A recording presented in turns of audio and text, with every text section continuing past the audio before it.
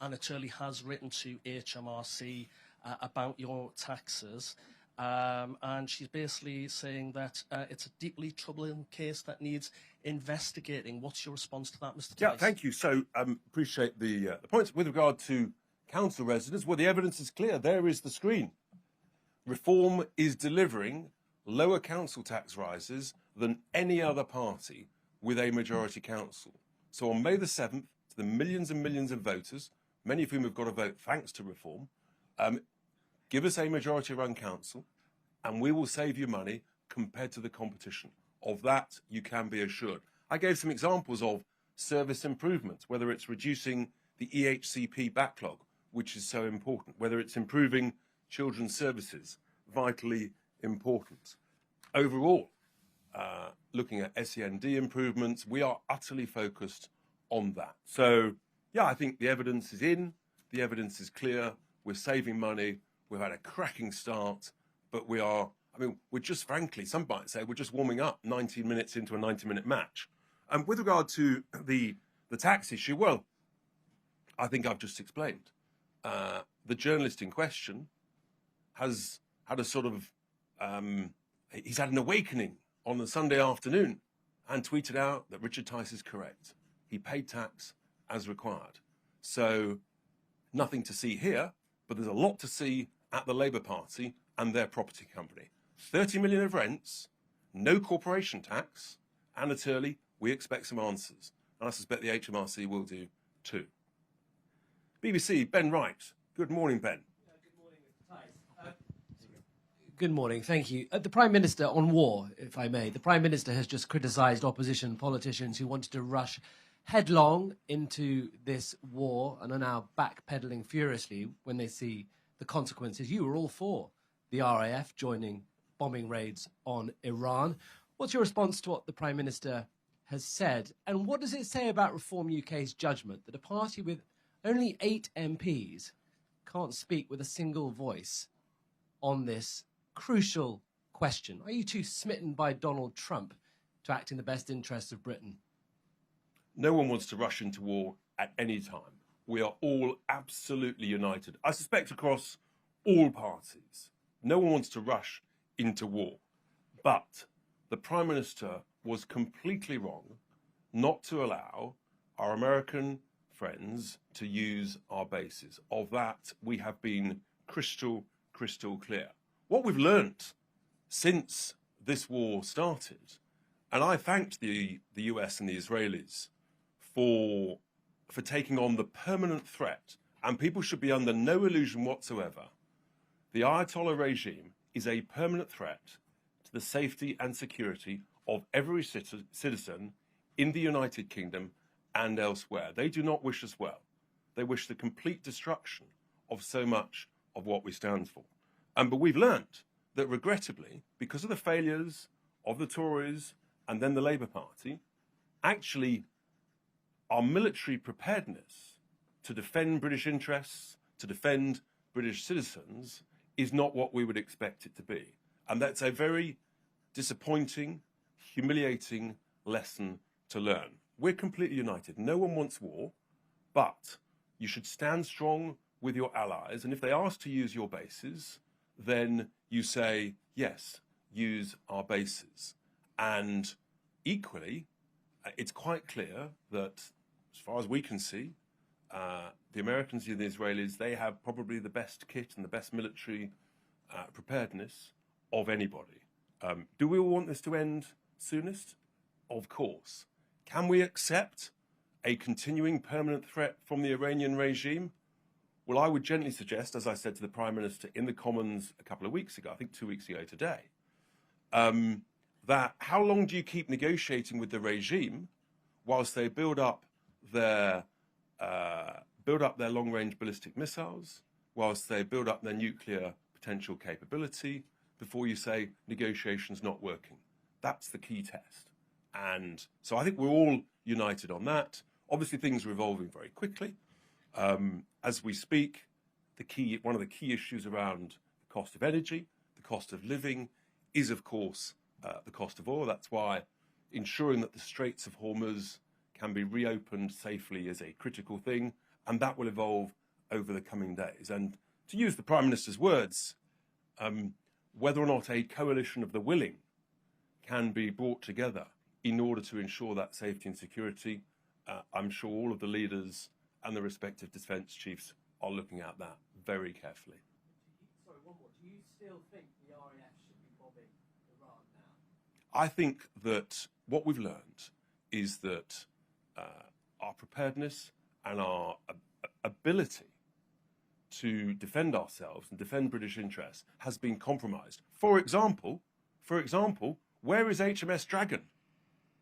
How long is it going to take to get to the East Mediterranean to defend our interests? Where is our submarine? We've all been, I think, disappointed to see the lack of preparedness, and that's just where we are. Lessons learnt, lots to do with regard to the quality and preparedness of our defence procurement. ITV, Shahab Khan. Shihab Khan, ITV News. Reform often spend a lot of time criticising the Westminster elite and the elite in general. Isn't using complex tax structures to reduce your tax bill, even if it is completely legal, the exact type of thing that voters feel frustrated that members of the elite do? And a quick second question, if I may. Are you currently benefiting financially in any way from an offshore trust? The second point is no. No way at all. That trust came on shore, which I told the Sunday Times. They chose not to print it back about 5 years ago. And with regard to the issue about, it comes back to this point: are you allowed to apply to pay tax under the rules, or have you now, under the new moral code of the Sunday Times journalists and a Labour tax activist and others, do you now morally have to know? No, you must not save in your pension. You must pay the maximum personal income tax rate on everything. That is a mad situation to be in. We have to call it out. And I said it to the Sunday Times journalists. I think this country will be in a much better state. We'll get this country growing again at between 2.5% and 4% a year, which we were in the 80s and 90s, if you have smart business people with a successful track record who know how to get things done, know how to cut daft regulations, know how to cut massive wasteful spending in the public sector, which we're already delivering on. That's what this country needs in order to make everybody better off, more prosperous. That's the difference between voting reform and voting anybody else. And I think that's the reason we continue to win by-elections, because people want people to stand up who've got a successful track record, who can make things happen, get stuff done. Thank you. Daily Mail, Martin Beckford.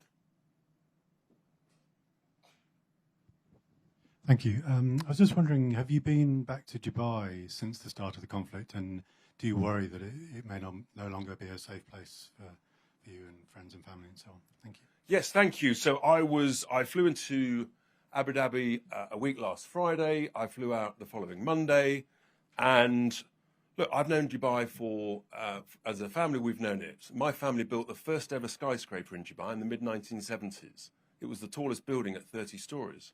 I think it's now almost a listed building. Look, obviously the UAE leadership, and I met senior figures. They've been both horrified at the attacks from the regime, but goodness me, they are delighted with the successful performance of their intercept system. They've had more missiles and drones launched against the UAE than against Israel. And their track record, the last I saw, was in the very high 90s of successful intercepts. And where there's been damage and injuries, that has been mainly, I think, almost exclusively caused by debris, as opposed to the missile or the drone itself. So it's a difficult time for everybody, for sure. But do I think those great Gulf states will see happier, peaceful, calm days in the future? Hopefully, the very near future. Absolutely. And should we stand by them as rock solid allies? Absolutely. Thank you. Telegraph, Emily Smith. Thank you. Donald Trump says NATO allies could face a very bad future if they don't send warships to reopen the Strait of Hormuz. The PM has so far refused. Would Reform support deploying ships to escort tankers there, or do you think Britain should stay out of it? As I touched on earlier, I think the opening the Straits of Hormuz is critically important, and obviously everybody is looking at the ways to achieve that. The real question for us, and you know, if you get a coalition of the willing, great, but even if we're willing, it's far from clear that we've actually got any assets that can be deployed. How embarrassing is that? You know, the so-called sort of protector and guardian of the seas for hundreds of the years, the Royal Navy. I mean, it's now, it's just sad and tragic and humiliating what has happened under the previous Tory regime, under this Labour regime. Our only minesweeper that was left in the Middle East came back recently, and well, let's hope that the new technology, the minesweeping drones, underwater drones, you know, let's hope that works. This is all the great future of tech. Remarkable, and we should be absolutely involved at the forefront of developing that tech using our defence industries. And look, we all want this to end as soon as possible. It's very difficult. But the greatest risk of all, that is allowing this Iranian regime to continue to develop nuclear capability and ever longer range ballistic missiles. Daily Express, Jonathan Walker. Thank you. So there are, I believe, 4,850 council seats up for election in May, and the deadline for nominating yourself as a candidate is April the 9th. But you still appear to be advertising for people who want to stand for reform. How many of those seats are reform actually going to stand in? If I can try a sneaky second one as well, if you do win more councils, is there a danger that if there are more stumbles, more controversies, that will reflect badly on your party? Let's pick up the issue of the number of seats. Well, obviously, in an ideal world, we'll stand in every single one, but 4,800 is quite a lot, and so there might be the odd one that slips by. We're working incredibly hard. I think I'm reasonably confident that we will have as many or more than all of the other parties. Not that I look at Labour Party adverts religiously, but I did spot that they were advertising for them in the northeast, in the industrial heartland. So let's wait and see. And with regard to more councils, I think we're making great progress, and I think people will vote reform because they can see the track record of delivering on services and actually saving money, and the best is yet to come. So I just repeat the clear message to everybody lucky enough to have a vote this May the 7th. If you want better services, if you want to save money, vote reform. Thank you. Jonathan Bunn, the Press Association. Thank you. Mr. Tice, last year you questioned whether Angela Rayner acted morally correctly with regard to her finances. So can you clarify, what is the difference between being legally and morally above board on tax? Well, as far as I understand, she broke the rules, and as the Sunday Times journalist has confirmed in a tweet, I haven't. Simple as that. What's different? But here's the point. Morally, I make the point. There is no obligation. How many people do you know? How many friends of yours voluntarily choose to pay more tax than they're legally obligated to do? Answer, probably zero.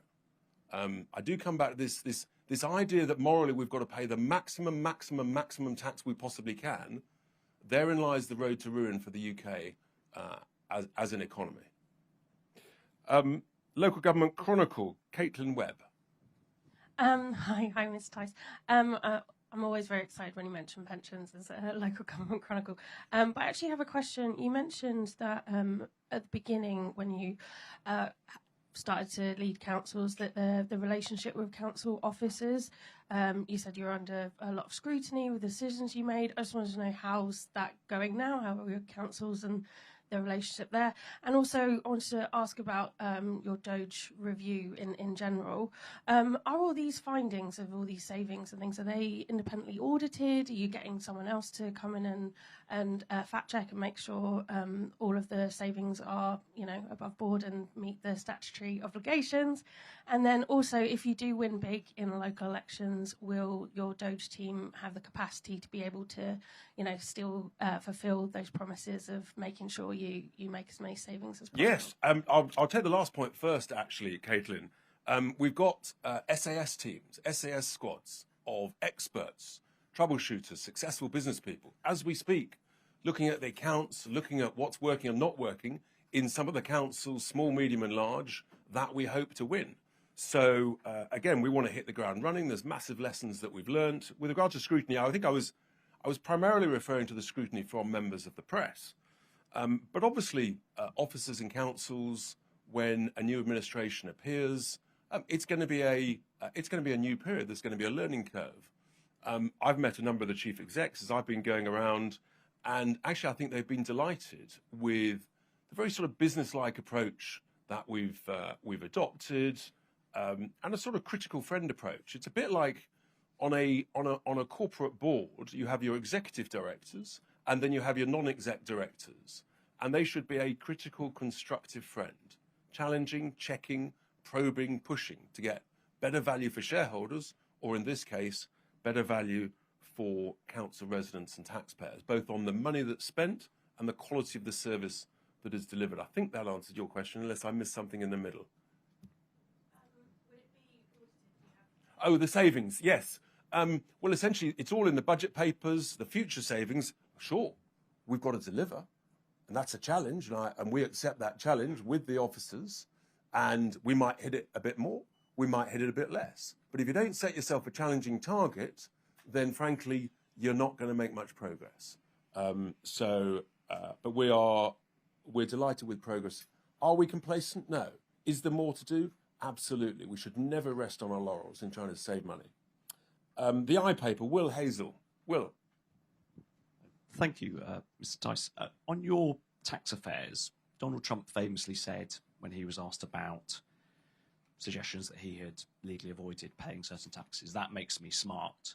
Do you think, it sounds from what you're saying that you're making a kind of similar argument that the British people want a sort of savvy businessman who knows how to legally structure their affairs in a way to reduce their liabilities. Do you think that's what voters want? And on energy bills, secondly, if we do see this big rise in July, do you think there should be a package of government support? I know Reform's position on fuel duty, but do you think we should see the Chancellor bringing some sort of package to underwrite bills? Pick up the last question first. We've got a press conference tomorrow, I think at 11 o'clock, where we'll be talking exactly around that issue around ways of reducing bills, reducing the cost of living. It's uppermost on all our minds. It's absolutely essential. We've been led to a catastrophic place by the absurdity under the Tories of what I've gently described as net stupid zero, continued with his foot flat on the accelerator in about 8th gear. Oh, you're not allowed gears in electric cars, are you? By Ed Miliband. And the lunacy is there, where we've got all our energy treasure under our feet, offshore, onshore, and we're not using it. The Norwegians are going gangbusters. I think last year they opened up 49 exploration and production wells, and I think we've opened 0. That sort of tells you all you need to know. Look, with regard to the tax point, I repeat the point.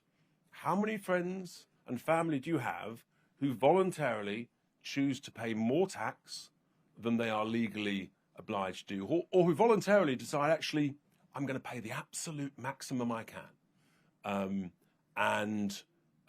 Saving in pension funds is a highly good thing to be recommended for your retirement. We do know that it does actually poll very well when we say we need to bring in experts in different areas, whether it's in science, whether it's in business, to help run departments to get better value. Because we also know that the evidence of the opposite, where you have, I think, sort of 14 housing ministers under the Tories, none of whom have ever built any houses before, or people running business departments who've never actually been involved in business before. Maybe that's why we've got an economy that is absolutely flatlining in nominal terms and in GDP per capita terms is in recession. We are in recession per person. So I think voters appreciate getting some successful people with a track record negotiating hard on behalf of taxpayers. And I think that's a very good thing. And that's why I'm here in front of you today. LBC, Aggie Chambray. Thanks very much, Mr. Tice. Aggie Chambray, LBC. A couple of questions, if I may. Just on tax, it sounds like what you're saying, and it'd be great for you to clarify. Would you encourage everyone to pay as little tax as possible, if that's sort of within the legal limits? Yes, and by the legal limit, of course. So that's what you should do. So you would encourage everyone in the UK to pay as little tax as they pay what possibly you should can? pay what you're legally obliged to pay. Don't morally or voluntarily give more tax to incompetent, wasteful, hard-left socialist governments to waste on your behalf. Definitely not. So that would be Reform's policy in government. If Reform is in government, If you want to pay more tax, if your wonderful LBC viewers and listeners want to pay more tax, good luck to them. I suspect they all agree with me. I suspect they'll all say, I'll pay what I'm legally required to pay. And would you close tax loopholes so that it becomes so that you actually who do have to pay more? The important thing about tax and regulation is to create a framework that creates growth. What's happened so far is, I mean, we're so lucky in this country to enjoy the longest tax code in the world at 25,000 pages and counting. That's why you've got all of this complexity. Maybe we should be ambitious and say, how do Hong Kong get down to 300 pages? Is that one of the reasons why actually they grow fast? Because it's simpler, it's easier, you know what you're doing, you create a framework that encourages activity, work, growth, risk-taking. Risk-taking is a good thing. All of these things, we have to completely change the narrative in this country to encourage hard work, encourage sensible, calculated risk-taking to get back to the sort of levels of growth we were lucky enough to enjoy in the 80s and 90s, and that's our ambition. Okay, and secondly, the youngest council leader in the UK, George Finch, faces a vote of no confidence tomorrow. If he loses tomorrow, he won't. Warwickshire County Council will be on its third Reform council leader in less than a year. If this is how you govern locally, what does it say about how you would govern nationally? Well, George is in a minority administration, of course, and if people want absolute clarity and stability, then the smart thing to do is to vote Reform to give us a majority in every council where we stand. But George is doing a great job. Is it easy? No. Being a council leader of any party in any council is incredibly hard. It's massive pressure. There's very little thanks. I thank all of our leaders. I'm very, very confident George will win the vote of no confidence tomorrow and continue to make great progress. Whoever you are, whatever age you are, when you take on running a council, of course, you need support, help, and it's a never-ending learning curve. And I hope they're having some fun doing it alongside. Thank you. So, Independent, Athena Stavru.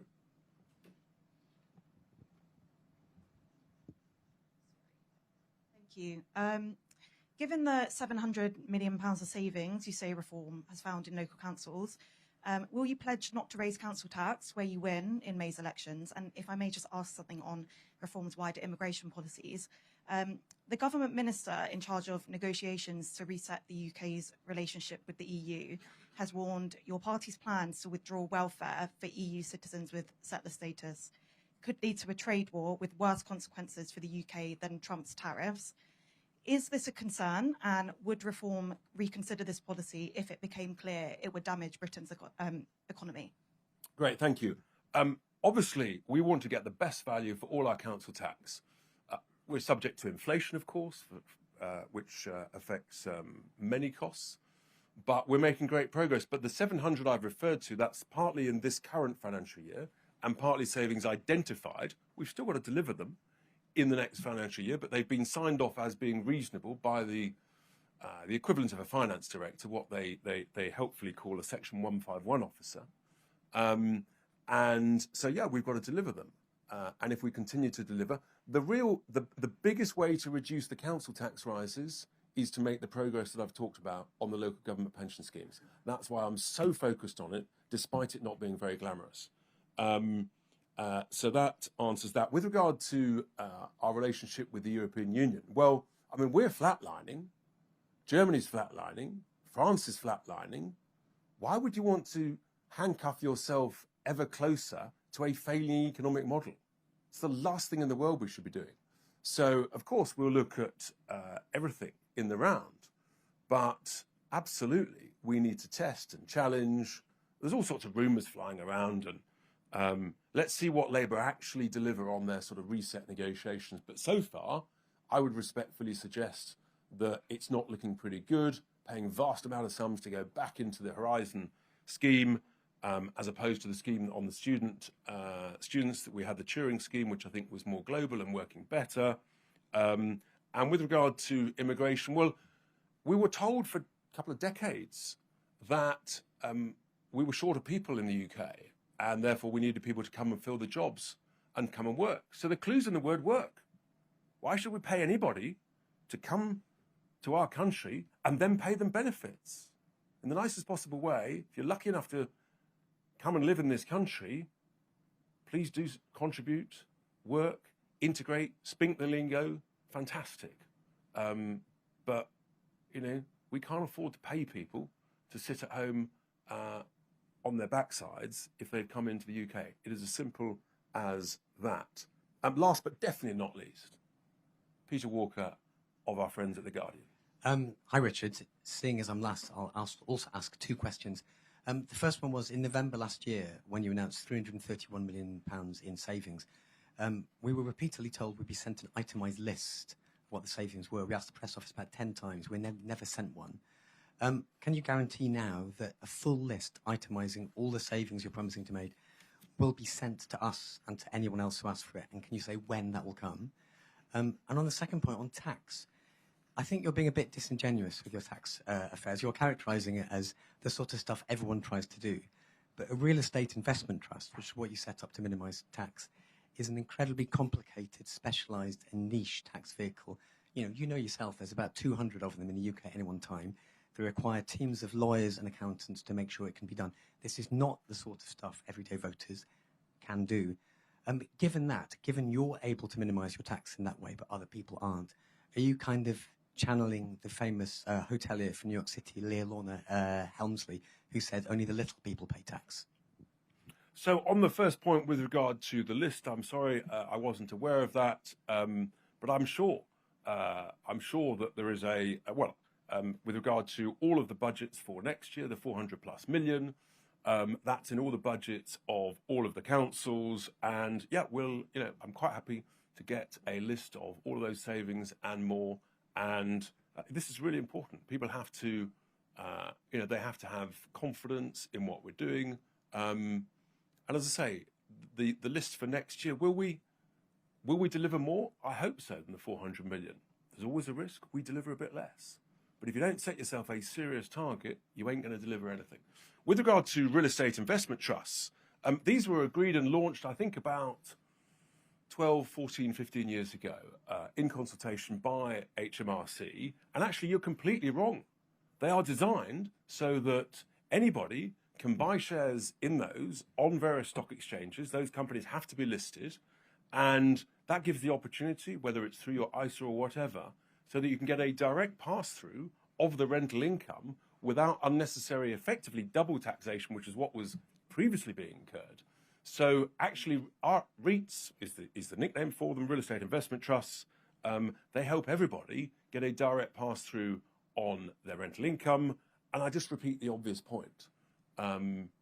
Why is the Labour Party's own property company, given that lots of other property companies collect rental income and pass it through on an agreed basis to their shareholders, why has the Labour Party got such high property expenses and such high administrative expenses that they pay no corporation tax at all? So we're not going to take any lessons from anybody in the Labour Party about the issues of tax. I do hope that helps. Look, REITs are, they're on the stock market. I can't tell people how to invest. That will get me in terrible trouble because I'm not FCA regulated. But most people will have a pension, and almost all of those pensions will be invested in REITs. It was the pension funds that requested that the REITs were set up to ensure that the rental income was passed through on an efficient basis. So absolutely, people have to make their own choices. If not, their pension fund managers will. But that's why REITs were set up. And as a real estate guy, I was aware of them, and I think people find it.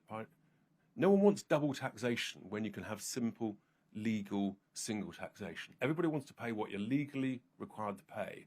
Morally, I don't know anybody that chooses to pay the maximum level possible because it makes them feel good. Maybe I'm wrong. Thank you very much. Lovely to see everybody. Have a great rest of the day.